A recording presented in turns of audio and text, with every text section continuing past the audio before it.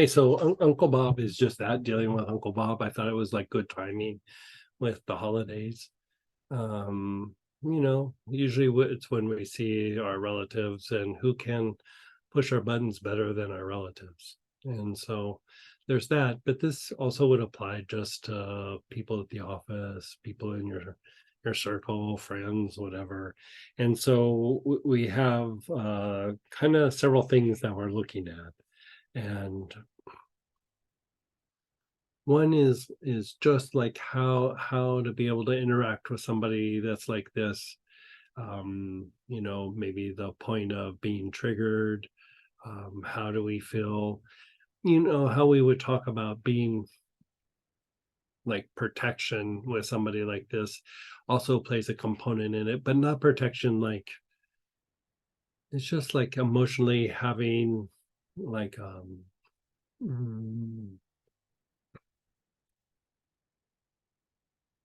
like a bit of a barrier so that somebody is just not like all in your space or pushing your buttons. And so there's kind of like these like steps or phases that we're looking at. And one is just not to be triggered, and then two is to be able to kind of firm up the energy body so that when they take those little emotional pokes, they don't go all the way in and make you spin out in your head a little bit. um, then to be able to stand your ground and keep your feet under you, and not feel that you need to run away, or basically to be a little bit more daring with the person, or a little bit more um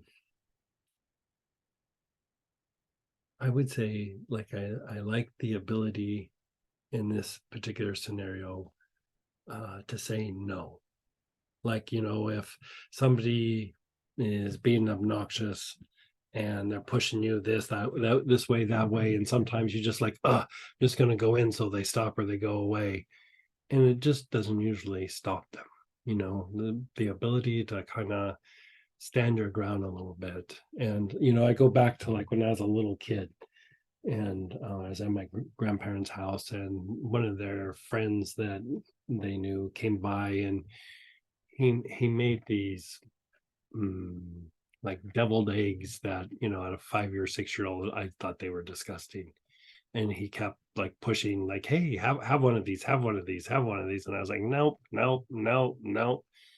And finally he kind of cornered me in the house. He was bound and determined that I was going to eat one of those deviled eggs. And finally I gave in. And like, I'm sure later in life I would have thought it was fine, but at that time it was disgusting. And I think part of it was that he pushed me to eat something I didn't want to eat. And so I was traumatized by that thing in my mouth. And then the thing that he just kept like pushing and pushing and pushing. And granted, I was a little kid. I didn't have the ability to push back and everything. But how many times later in life do you just kind of go along because you're afraid to say no, or it's uncomfortable to say no. And um you know so that is one of the things that we're gonna, it doesn't mean that it's like you're aggressive, but you're just like, no, I'm not gonna do that. And so just being able to have the choice, and when you're dealing with an Uncle Bob, a lot of times they take your choice away. At least my experience is they take your choice away. And time for us to take that choice back. Bob doesn't get to have it. So there's that. And then just sometimes like you know like you feel weighed down, or like I use the term like heavy hearted sometimes, where just the energy feels heavy, or just feel weighed down. um it's usually excessive amounts of stress, but like I would call it like a toxic kind of stress. And the reason why I say toxic is it can make your physiology change. Stress can be uncomfortable and fatiguing, and make you not be able to do something. But when it reaches like a toxic level, it can actually cause like physiological issues like inflammation or something not working properly.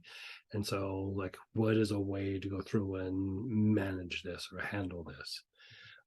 There's that component, and then being able to um, elevate out of the lower emotions, out of those anger, irritated, frustrated, difficult, whatever difficult lower emotion, including like self sabotage. The ability to kind of shift out of that into being able to, again, deal with a difficult person and stay lighthearted or stay happy or still see the positive even when that person is being obnoxious. Because like if you think about like an Uncle Bob, at some point it's like they need everything to be surrounding them, like rotating around them, and that you don't give them, I don't want to say the time of day, but you don't give them the energy that they're demanding, not because you're in this like power struggle, but just because you just kind of don't care. You just elevate your way out of it. And yeah, anyway. And then just the ability to communicate and interact with your own personal Uncle Bob, you know, be able to voice whatever you're going to voice, be able to be around them and not feel that you have to run away and protect yourself and hide. you know Sometimes we're conscious of these things, sometimes we're not. But if you start paying attention to how you behave around that person who makes you uncomfortable, it's like that thing that we were saying a few weeks ago where you know Uncle Bob's just Uncle Bob. You allow him to be, and it's like he loses the ability to control you.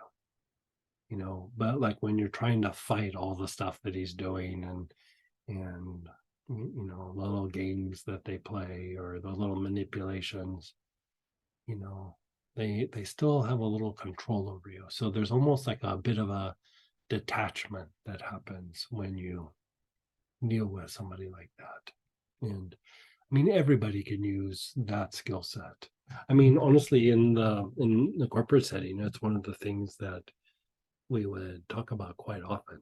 Is, I didn't say Uncle Bob, but we would talk about that person who's just that obnoxious person that you're dealing with. And so some of the things we'll be talking about is like how to treat it with oils and develop these certain things, but also just some practical like skill sets of how to verbally interact with them and how to manage somebody like that. And so, yeah.